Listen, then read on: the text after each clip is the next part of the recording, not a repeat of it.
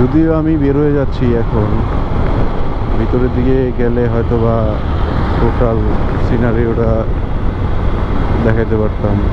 তারপরেও এতটুকু জায়গাও খারাপ না, ভালোই। আমার কাছে এই জায়গাটা দারুণ লাগে। একে কেন দারুণ লাগে, কারণ হচ্ছে একে তো হচ্ছে সামনে ওপেন স্পেস, খোলা আকাশ, একদম গাছগাছালি রোডের পাশে ভরা, প্লাস হচ্ছে সামনে একটা ফুটওভার ব্রিজ। দেন ফুটওভার ব্রিজটা ক্রস করার পরই হচ্ছে আপনার কি এক্সপ্রেসওয়ে, এলিভেটেড এক্সপ্রেসওয়ে। দেখলেই মনে হয় যে আমি বাইরের কোথাও না, কোনো একটা শহরে আছি।